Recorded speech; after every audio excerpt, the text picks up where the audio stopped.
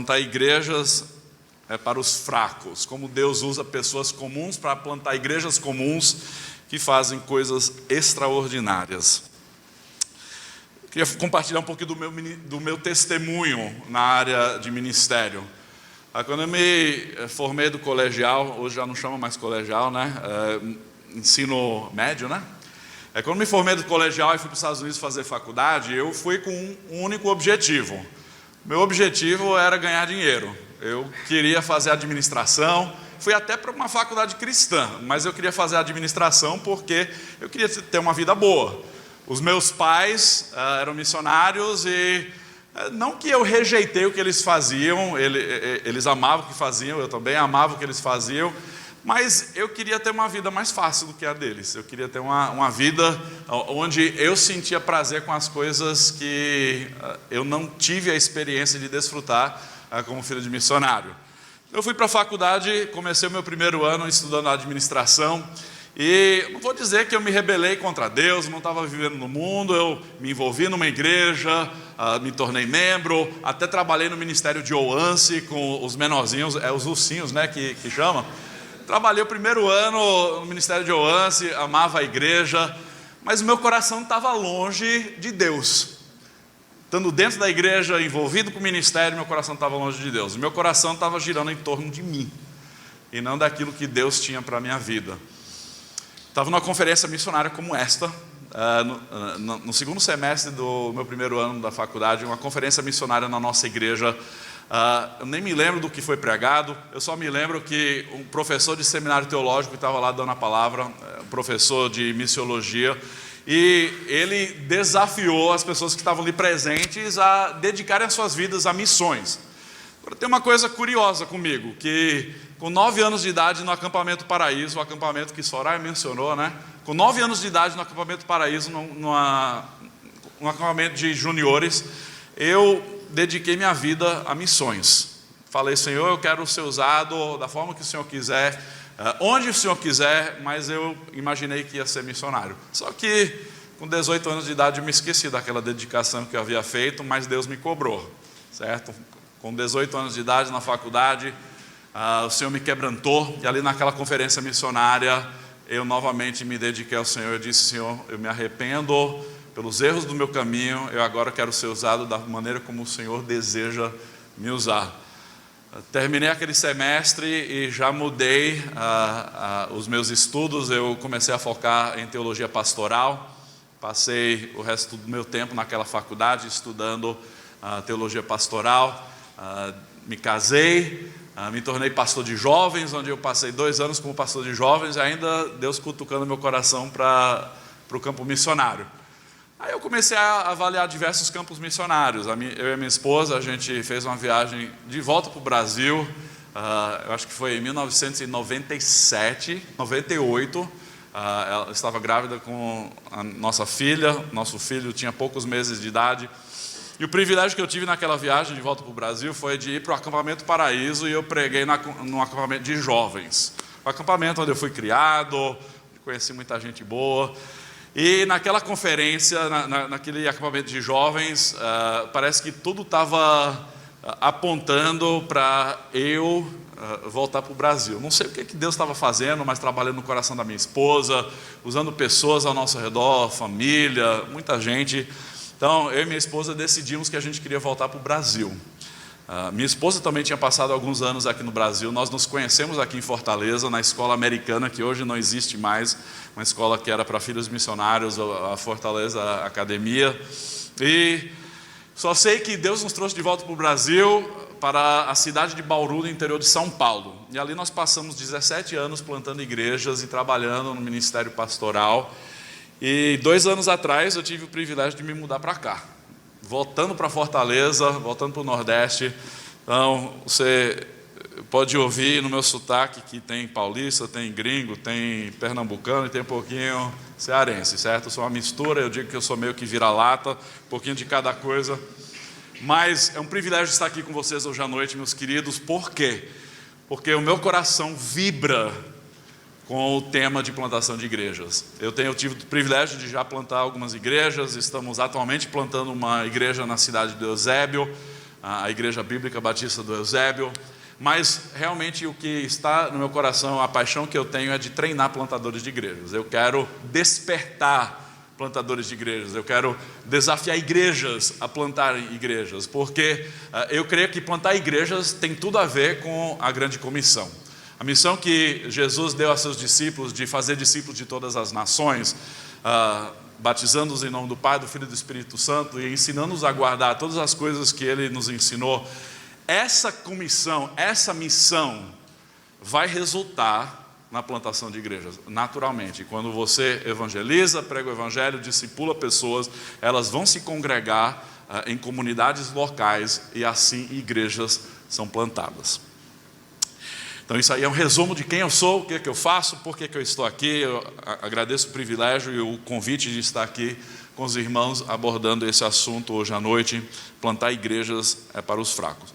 E eu posso dizer um grande amém a esse tema, porque eu me sinto fraco boa parte do tempo. Me sinto como um peixe fora d'água, eu sinto que o trabalho é grande demais para mim. E toda vez que eu me sinto assim, que eu sinto isso, eu dou graças a Deus, porque isso me leva cada vez mais aos pés de Cristo, em oração, em dependência, reconhecendo que não sou eu que faço a obra, mas é Deus quem faz a obra. Então, se você veio hoje à noite esperando que eu ensinasse algumas estratégias eficazes, ou algumas dicas interessantes de como plantar igrejas, você vai ficar decepcionado. Eu não estou aqui para ensinar estratégia, não estou aqui para dar dicas. Eu estou aqui hoje à noite para mostrar que não há uma fórmula secreta para se plantar igrejas. Tem plantadores de igrejas ao redor do mundo inteiro, fazendo coisas diferentes, estratégias diferentes. Mas o que é necessário são pessoas comuns e fracas, como você e eu, que se rendem à obra de Deus. Precisamos de igrejas como esta, que abraçam a visão de missões, a visão de plantação de igrejas, até que Cristo volte. Alguns anos atrás, eu e minha esposa, nós estávamos numa conferência, lá nos Estados Unidos, uma conferência chamada Gospel Coalition. Aqui já teve a atualização do Evangelho aqui em Fortaleza esse ano passado, eu acho que teve a conferência aqui.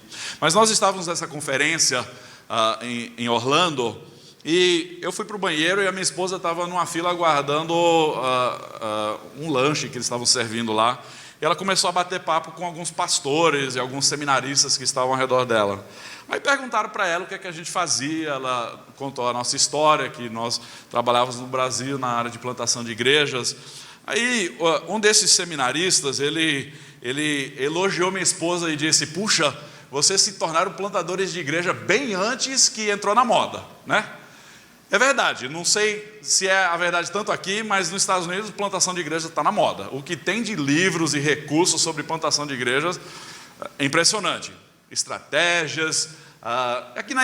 Aqui no Brasil parece que está acontecendo assim também. Tem muita gente interessada em plantar igrejas, mas o meu desafio para vocês hoje à noite, como igreja, como seguidores de Cristo, é que vocês abracem a visão de plantação de igrejas, não porque está na moda, mas porque é a coisa certa, porque esse é o nosso chamado como seguidores do Senhor Jesus Cristo. Queria que vocês abrissem suas Bíblias em 1 Coríntios capítulo 3, primeira carta de Paulo aos Coríntios, capítulo 3.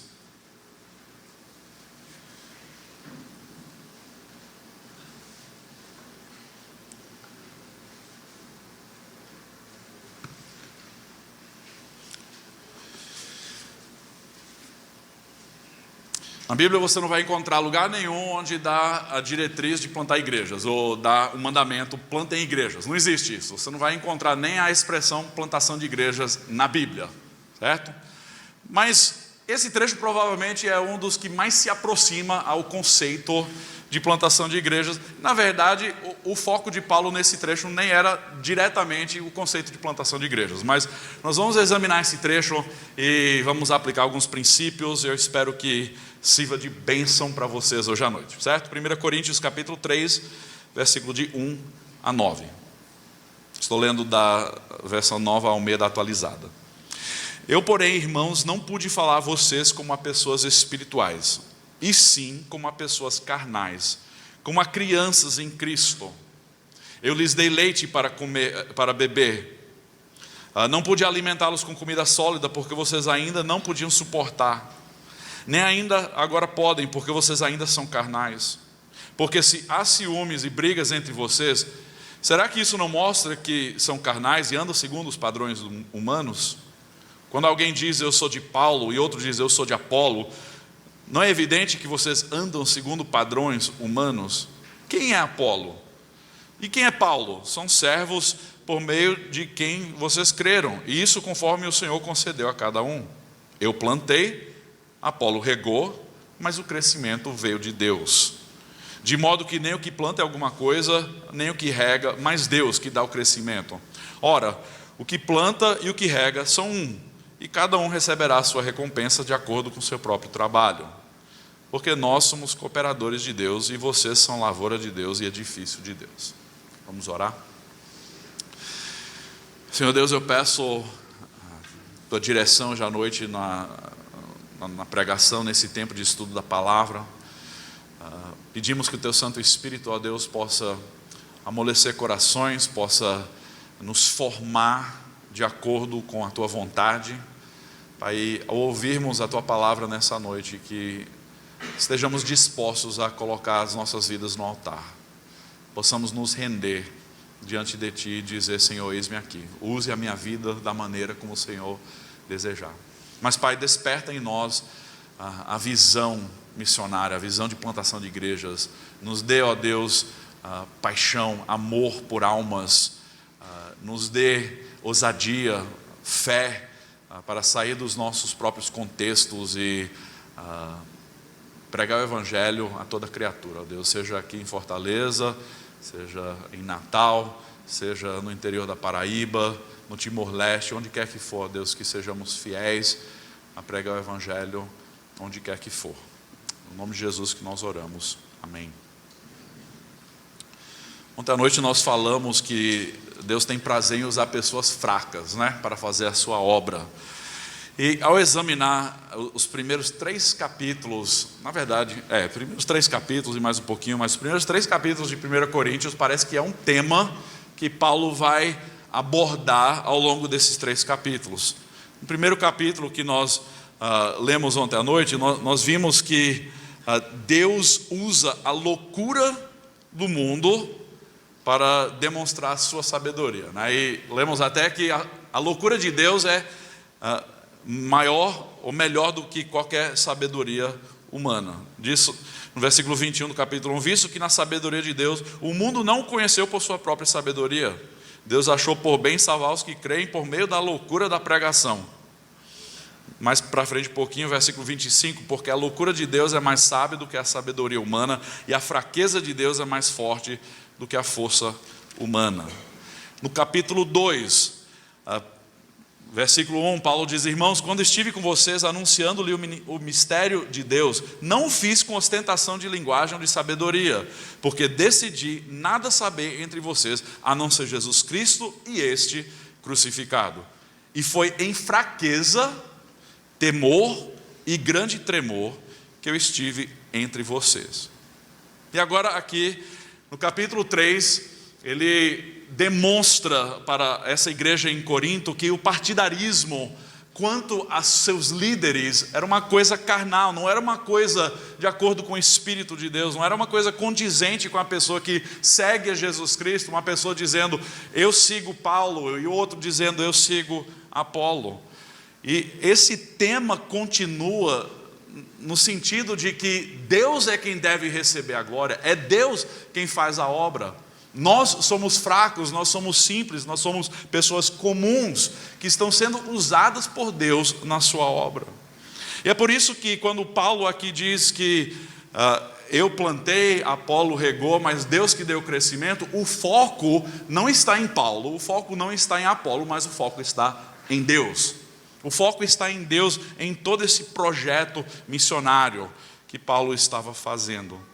Mas eu amo o fato que Paulo usou esse retrato de agricultura, de plantação, de regar e crescimento de uma planta. E eu creio que talvez é por aí que foi extraído o conceito de plantação de igrejas, porque era justamente isso que Paulo fazia. Paulo, nas suas viagens missionárias, ele ia de cidade em cidade pregando o evangelho, ele pregava nas sinagogas, ele pregava nas praças públicas, e ele interagia com quem ele podia. E ao pregar o evangelho de cidade em cidade, igrejas foram plantadas. Ele voltava posteriormente pelas cidades para fortalecer as igrejas, para encorajar as igrejas, para escolher liderança espiritual, presbíteros para liderar aquelas igrejas. E o que nós encontramos é tudo isso que Paulo está dizendo. O que eu fiz foi plantar, eu iniciei esse projeto. Mas posteriormente chegou outro ali na cidade de Corinto chamado Apolo. Agora, não sei se vocês conhecem muito a história de Apolo. Apolo era da Alexandria, na África. Era um judeu, mas tinha se tornado um discípulo de João Batista à distância, mas ele pregava o arrependimento, ele pregava o batismo de João Batista, mas ele não havia ouvido falar de Jesus Cristo, do Messias, né? Então o que nós encontramos no livro de Atos é que Priscila e Áquila encontraram Apolo lá na cidade de Éfeso, discipularam ele se tornou um grande pregador e posteriormente acabou em Corinto. E lá em Corinto ele estava pregando, ele estava, pelo que nós vemos, liderando a igreja, e surgiu esse partidarismo dentro da igreja, onde alguns estavam dizendo: puxa, esse Apolo é o cara, né? Ele é o meu pastor, é ele que eu sigo. Já outras pessoas dizendo: não, mas espera aí, não foi o pastor Paulo que fundou essa igreja, não foi o missionário Paulo que esteve aqui, que nos ensinou, que nos compartilhou a mensagem de Deus? Eu sou de Paulo, né? Então, surgiu esse partidarismo e Paulo fica sabendo. Isso não agrada Paulo de jeito nenhum, porque o propósito de Paulo era levar pessoas a olhar para Cristo, era levar pessoas a conhecer a Deus, não era levar pessoas a se tornarem seguidores de Paulo, era de se tornarem seguidores de Cristo. Então o que Paulo diz aqui é que alguns plantam, outros regam, mas é Deus que dá o crescimento. E esses são os 3 pontos que eu vou tocar hoje à noite. Alguns plantam, outros regam, mas é Deus quem dá o crescimento. Alguns plantam. Na soberania de Deus, algumas pessoas são preparadas para ser pioneiros, para sair do seu contexto, para trabalhar no contexto transcultural, pioneiros que vão para lugares novos, vão abraçar um novo projeto. Mas às vezes outros vêm depois e continuam aquilo que já começou. Essas pessoas não são pioneiras. A ênfase no trecho não está no pioneiro nem na pessoa que veio depois, a ênfase está em Deus.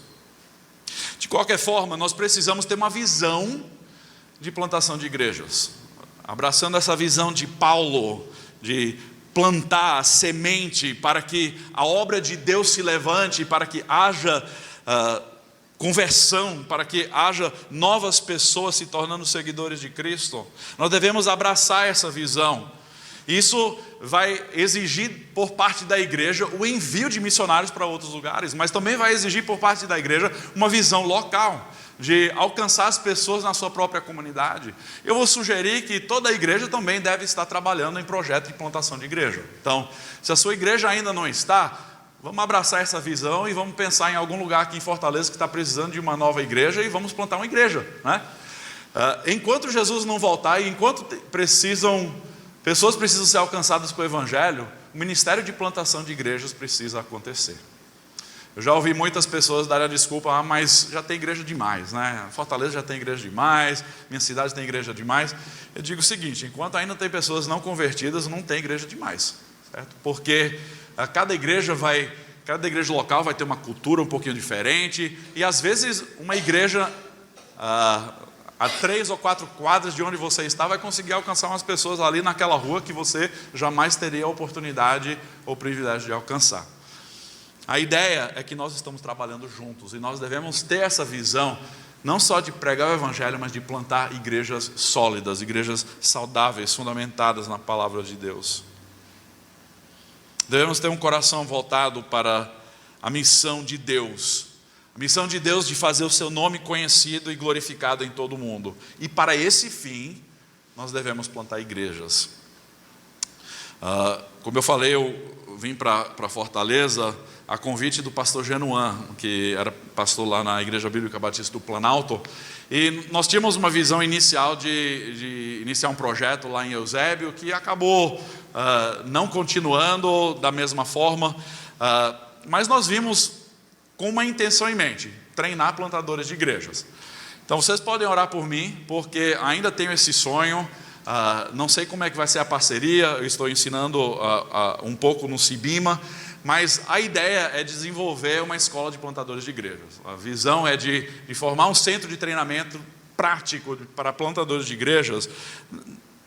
Já temos um seminário excelente aqui, o Cibima, que ensina teologia, mas eu tenho a visão de fornecer recursos práticos, de fornecer treinamentos para levar pessoas a abraçarem a visão de plantação de igrejas, tanto aqui quanto em outros contextos. Então vocês podem orar por mim, eu oro por vocês e vamos juntos caminhar nessa visão de plantar mais igrejas até que Jesus volte. Nós evangelizamos, nós discipulamos pessoas e juntos nós trazemos ela para as congregações, para experimentar comunhão, para estudar a palavra de Deus, para adorar a Deus, para servir uns aos outros e para levar o nome de Cristo para o mundo. O grande missiólogo e plantador de igrejas, Ronaldo Lidório, em um dos seus livros ele escreve: a plantação de igrejas é a forma mais eficaz de assegurar que o evangelho se enraize em determinada aldeia, cidade ou território por mais de uma geração. Eu amo missões, a obra missionária é essencial, mas existem muitos projetos missionários que não têm vínculo com igreja local. Existem muitos ministérios que são louváveis, mas quando não há vínculo com plantação de igreja, com igreja local, o que se perde é o evangelho sendo passado de geração em geração. As estatísticas mostram isso claramente. Você pode chegar com uma campanha evangelística numa determinada cidade ou aldeia, você pode pregar o evangelho, muitas pessoas podem se converter, mas quando não há uma igreja local ali para aquelas pessoas se firmarem, serem discipuladas e se envolverem, com a passagem de uma geração, o evangelho vai se perder ali naquele local. A plantação de igrejas é essencial na obra missionária para que o evangelho se enraize. Outro plantador de igrejas, o nome dele é americano, o nome dele é Mike Statura. Ele disse assim: a marca de uma grande igreja não é sua capacidade de assentos, mas sua capacidade de envio. A marca de uma grande igreja não é a sua capacidade de assentos, mas a sua capacidade de envio. Então alguns plantam, Paulo plantou, certo? Apolo não, Apolo chegou depois, ele continuou o que já tinha sido começado, mas alguns plantam. Talvez Deus vai levantar aqui do nosso meio novos plantadores de igrejas. Se isso acontecer, graças a Deus. Mas outras pessoas vão vir atrás e vão regar aquilo que já foi plantado. Mas uma coisa importante que Paulo fala aqui: o que planta não é coisa alguma. O que planta não é coisa alguma. Isso nos humilha um pouco, né? Nós gostamos de pensar que nós somos alguém, que nós somos importantes. Não muitos anos atrás eu cheguei à realidade que Deus não precisava de mim, certo? Deus não precisa de você, Deus não precisa de mim. Deus é autossuficiente, Ele é todo poderoso, Ele não precisa de ninguém. Mas a maravilha do Evangelho é que Ele não somente nos chama para si, mas Ele também tem prazer em nos usar na sua obra. Ele tem prazer de nos usar, mas nós não somos nada. Eu não sou nada. Versículo 8 diz assim: ora, o que, ainda no capítulo 3 de 1 Coríntios, ora, o que planta e o que rega são um, e cada um receberá a sua recompensa de acordo com o seu próprio trabalho. Por quê? Nós somos cooperadores de Deus, e vocês são lavoura de Deus e edifício de Deus. Mas também no versículo 7, de modo que nem o que planta é alguma coisa, nem o que rega, mas Deus que dá o crescimento. Ontem à noite eu falei sobre essa falsa teologia do coaching, né, que existe em muitas igrejas hoje, onde tudo é aplauso sobre você como pessoa, você é alguém, que você consegue, que você tem a força dentro de si mesmo. Paulo, provavelmente o maior missionário e plantador da história da igreja, disse que planta não é coisa alguma, nem o que rega. Nós não somos nada. Nós não somos nada. Nós somos fracos, nós somos pessoas comuns que Deus tem prazer de usar para plantar igrejas comuns que fazem coisas extraordinárias. Essa semana eu estive lendo um blog sobre plantação de igrejas, em que o escritor, um plantador de igrejas, sugeriu que apenas pessoas com certa autoconfiança, que se sentem fortes o suficiente, é que devem plantar igrejas. Pastor evangélico. Eu discordo plenamente. Você não precisa ter autoconfiança, você não precisa se sentir forte para plantar igrejas, você precisa se render. Você precisa dizer: Senhor, use a minha vida da maneira como o Senhor bem quiser. Pessoas que nós nunca esperávamos ser alguma coisa, nas mãos do Deus Todo-Poderoso, podem alcançar incontáveis números de pessoas com a pregação do Evangelho. O que planta não é coisa alguma, mas é Deus quem faz a obra. Em 2 Coríntios, capítulo 3, 2 Coríntios, capítulo 3, versículos 4 e 6, Paulo escreve algumas coisas muito interessantes. 2 Coríntios, capítulo 3, 4 a 6.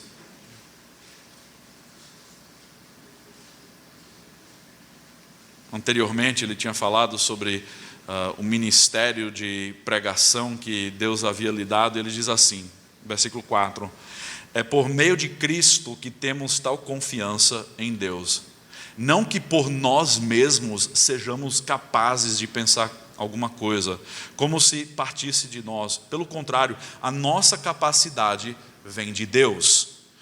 Vira para a pessoa do seu lado e fala: a nossa capacidade vem de Deus. Fala. A minha capacidade vem de Deus, a sua capacidade vem de Deus.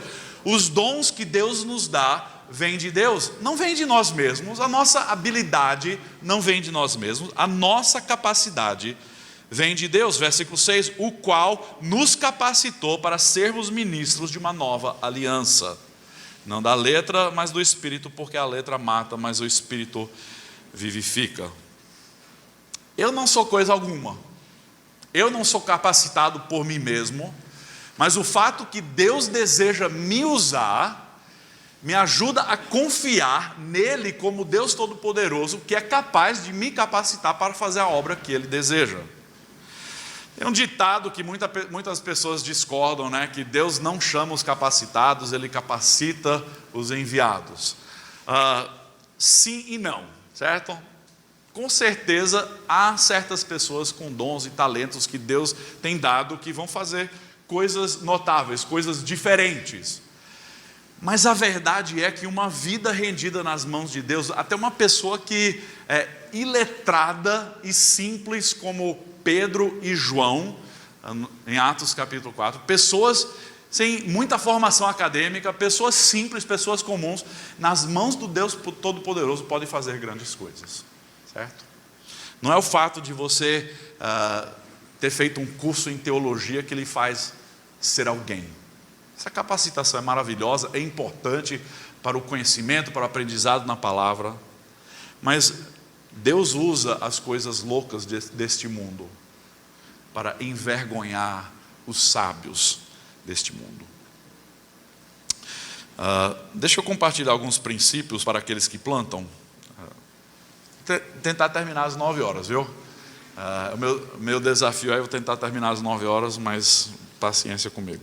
Lá no seminário, normalmente a gente tem um intervalo, né, que dá para esticar um pouquinho. Talvez daqui uns minutinhos a gente fica de pé para ninguém cansar, ninguém dormir, porque nós não queremos que ninguém caia de costas e morra, que nem foi o caso do jovem lá quando Paulo estava pregando, né?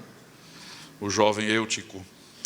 Enfim, alguns princípios para aqueles que Deus vai usar para plantar, para ser os pioneiros, para começar uma obra do zero, certo? Primeiro, plantar igrejas depende de oração e muita paciência. Plantar igrejas depende muito de oração e de paciência.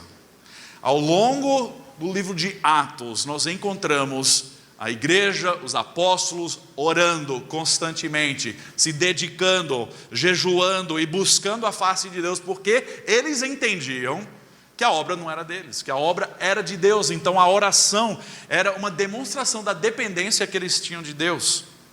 A oração foi importante na escolha dos primeiros diáconos em Atos 6. Foi importante na proclamação do Evangelho, quando havia grande perseguição e até prisões em Atos 4. A igreja se reuniu para orar, buscando ousadia. A oração foi fundamental para libertar Pedro da prisão. A oração foi importante para ajudar os cristãos, a igreja, a enfrentar o sofrimento e a perseguição que estavam enfrentando. A oração foi fundamental pela saúde da igreja de Éfeso, quando Paulo encontra com os líderes, os presbíteros, em Atos capítulo 20. A oração é importante para o avanço do Evangelho e para a obra de Deus. Então, se a sua visão de plantar igrejas não inclui um compromisso sério com a oração, então sua visão precisa ser corrigida, certo? Se a sua visão de plantação de igrejas não inclui um compromisso sério com oração, então a sua visão precisa ser corrigida. Não é a sabedoria desse mundo, não é campanha de marketing, não é ter as melhores palavras, o discurso mais bonito, não é a sabedoria humana que levanta igrejas e avança o Evangelho. É Deus. E porque é Deus, a primeira coisa que nós devemos fazer é nos ajoelhar diante de Deus e dizer: Senhor, me ajuda. Senhor, preciso de Ti. Senhor, eu dependo de Ti. O problema em depender demais nas estratégias, em métodos, em marketing, é que nenhuma cultura é duradoura. Você pode se aperfeiçoar nos melhores métodos da atualidade, mas esse momento cultural vai passar, vai desvanecer com o passar do tempo. Sabe o que não muda? Deus, oração, pregação fiel da palavra de Deus, essas coisas não mudam. Então me faz pensar sobre a igreja em Antioquia da Síria, a igreja de onde Paulo e Barnabé foram enviados. Em Atos capítulo 13, nós encontramos essa igreja enviando os seus primeiros missionários. Atos 13, de 1 a 3, diz assim: havia na igreja de Antioquia profetas e mestres: Barnabé, Simeão, chamado Níger, Lúcio de Cirene, Manaém, que tinha sido criado com Herodes, o tetrarca, e Saulo. Enquanto eles estavam adorando o Senhor e jejuando, o Espírito Santo disse: separem-me agora Barnabé e Saulo para a obra a que os tenho chamado. Então, jejuando e orando e impondo as mãos sobre eles, os despediram. Não foi que eles fizeram um treinamento sobre as melhores estratégias, não, eles oraram, jejuaram e enviaram. Agora nós sabemos, lógico, Paulo já tinha passado vários anos crescendo na sua fé. Saulo, Paulo é o mesmo cara. Não é que ele mudou de nome quando ele se converteu, isso aí é mito, não é bíblico isso, porque aqui ele já é convertido e é chamado de Saulo, Saulo é nome hebraico, Paulo é nome grego, simples. Então Paulo, ele já tinha sido preparado, já tinha sido discipulado, já tinha amadurecido na fé, e agora a igreja, por causa da oração, porque eles eram sensíveis à direção do Espírito Santo, eles enviaram Paulo e Barnabé. Em Atos capítulo 14, quando a primeira viagem missionária vai terminar, Atos capítulo 14, versículo 23, como eu tinha falado no início, a estratégia de Paulo, ou os métodos de Paulo, era de pregar de cidade em cidade, e depois ele voltava Passava pelas mesmas cidades, encorajava as igrejas, fortalecia com a pregação da palavra. E aqui ele está voltando, depois de ter passado por Antioquia da Pisídia, por Icônio, por Listra. E ele agora está retornando, ele vai voltar para Antioquia da Síria, a igreja enviadora, para prestar relatório. Então aqui no versículo 23, ele está voltando, vai passar pela cidade de Listra, Icônio, Antioquia, e vai fazer assim. Versículo 23, e promovendo-lhes em cada igreja a eleição de presbíteros, depois de orar, com jejuns, os encomendaram ao Senhor, em quem haviam crido. Então no início e no fim, e com certeza ao longo de toda a jornada, a oração era fundamental nesse trabalho de plantação de igrejas, de pregação do Evangelho. Segundo princípio para aqueles que plantar igrejas depende da ação do Espírito Santo. Plantação de igrejas depende da ação do Espírito Santo. Eu vou usar a palavra depender 3 vezes, certo? Porque tem tudo a ver com dependência. Nós dependemos de Deus, dependemos dele em oração, dependemos da ação do Espírito Santo. E, novamente, só relembrando o trecho que acabamos de ler em Atos 13, de 2 a 4, nos mostra o papel do Espírito Santo na igreja em Antioquia da Síria. Agora, nós não devemos esperar que o Espírito Santo vai agir da mesma forma. Talvez não vai chegar aqui e sussurrar no ouvido do seu pastor, dizendo, separe para mim fulano, que ele vai ser enviado como missionário. Talvez ele não vai fazer isso, mas com certeza os líderes da igreja vão conseguir identificar pessoas na igreja que têm demonstrado maturidade, têm demonstrado capacidade para o ensino, e Deus vai começar a agir por meio do seu Espírito, identificando pessoas que vão ser levantadas para serem enviadas para fazer essa obra de plantação, para iniciar do zero o trabalho missionário. E isso é bom, porque nos mostra que é Deus quem faz a obra. Ao ver o Evangelho ser pregado e a igreja multiplicar no livro de Atos, o personagem principal no livro de Atos é o Espírito Santo.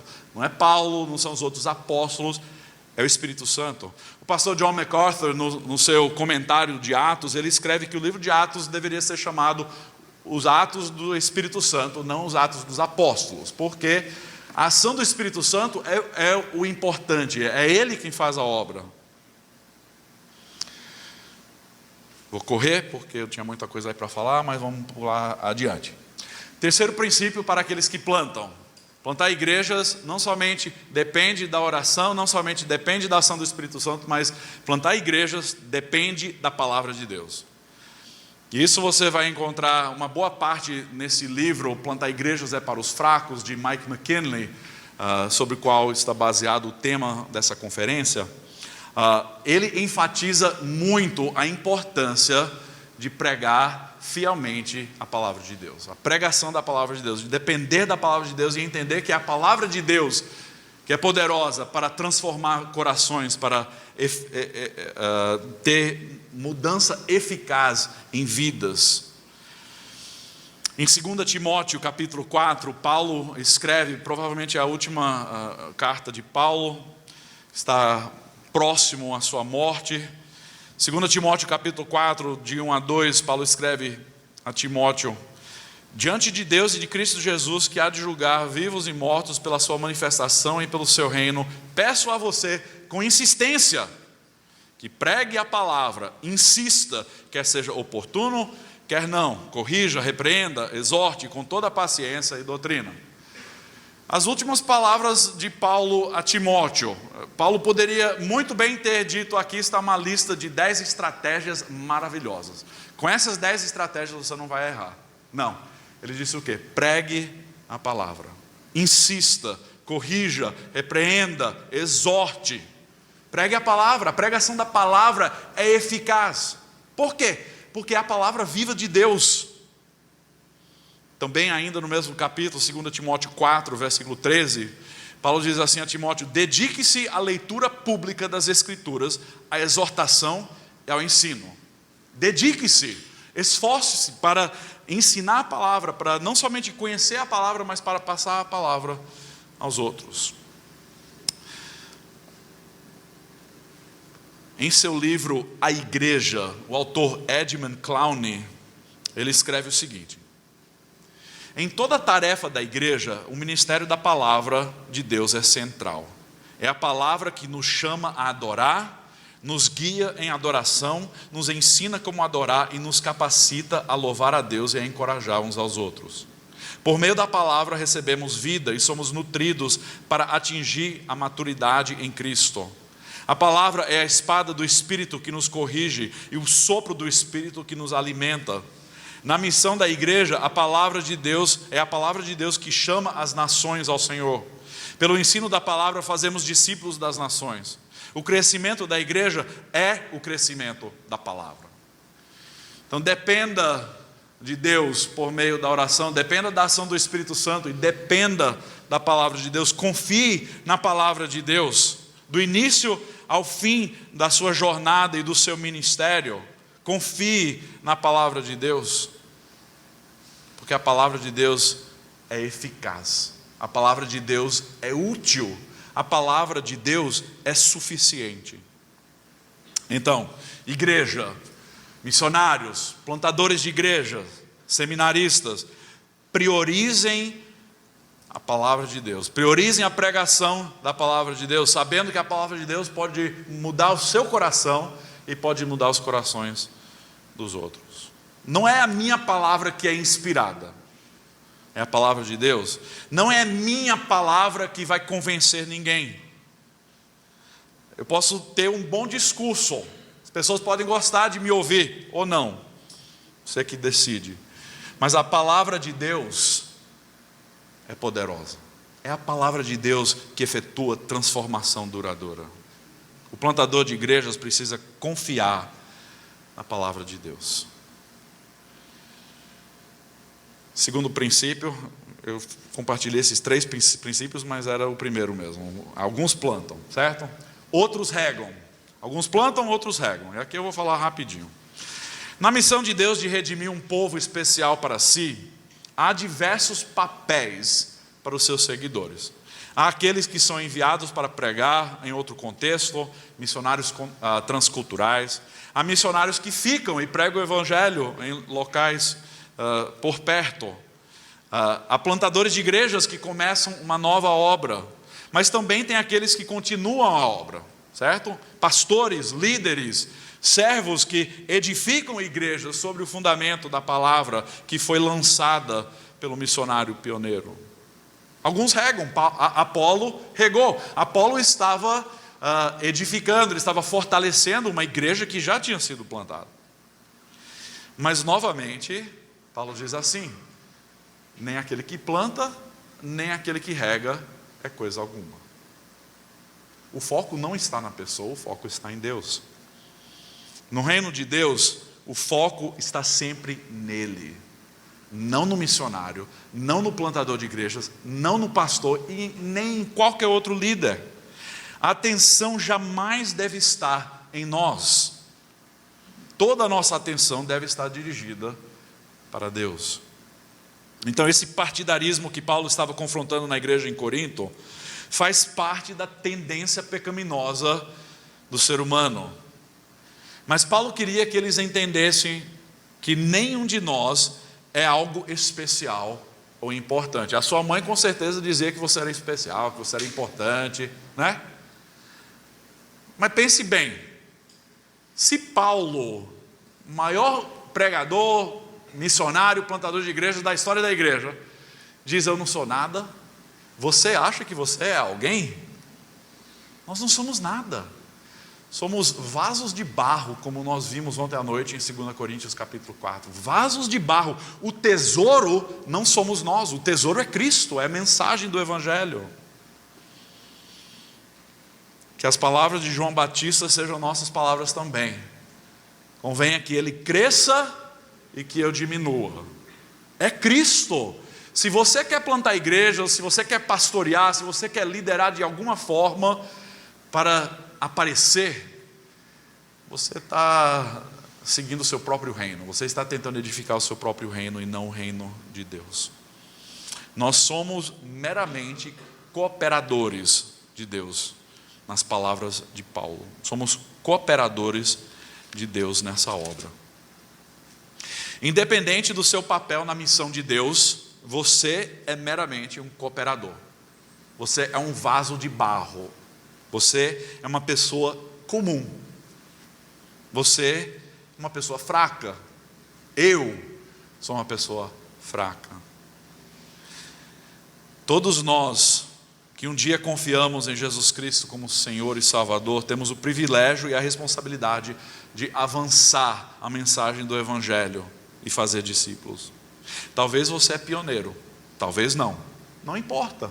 Todos nós temos a mesma tarefa. O que importa é que você esteja engajado na missão de Deus. O que importa é Ele quem faz a obra. E o último princípio, aqui vou terminar, é Deus quem dá o crescimento. Eu enfatizei isso ontem à noite, que quem faz a obra é Deus, e é por isso que Ele muitas vezes vai nos enfraquecer, Ele vai nos mostrar que nós não somos nada, para que nós entendamos com clareza esse princípio que Paulo estava destacando. O crescimento vem de Deus. A igreja que eu tive o privilégio de plantar em Bauru, a igreja que eu estou plantando agora em Eusébio, as vidas transformadas, líderes sendo treinados. Meus queridos, é Deus quem faz essa obra. Deus podia usar qualquer fulano para fazer a mesma coisa que eu estou fazendo. Não há nada de especial na minha pessoa. Então, se você pensa, eu não sou ninguém, eu sou uma pessoa simples, sou uma pessoa fraca, como é que Deus pode me usar? Entenda que é o Deus Todo-Poderoso quem faz a obra e Ele deseja lhe usar. Nós somos cooperadores com Ele. Deus quer usar pessoas comuns, Ele quer usar igrejas comuns, igrejas pequenas, para fazer grandes coisas. Igrejas comuns. Não sei se você pensa que a sua igreja aqui é comum ou não, mas é, certo? Tem N igrejas ao redor do Brasil, aqui em Fortaleza, desse tamanho, maior, menor. É uma igreja comum, mas isso é bom. A glória não é da igreja, a glória é de Cristo. A nossa atenção está nele. E Deus quer usar pessoas comuns para plantar igrejas comuns que fazem coisas extraordinárias para que o seu nome seja glorificado. O crescimento vem de Deus.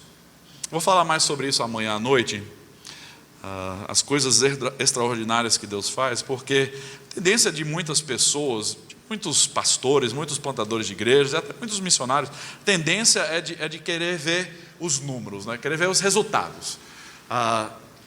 Quando eu estava no seminário teológico, o meu professor de plantação de igrejas, ele pediu para a gente fechar os olhos e sonhar, imaginar com os olhos fechados como seria a igreja que a gente estava plantando, certo?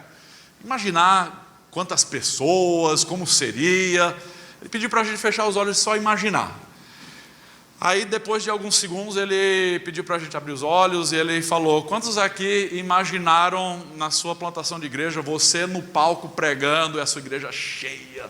Centenas de pessoas ouvindo a sua pregação. Mais de a metade dos seminaristas levantaram a mão. Por quê?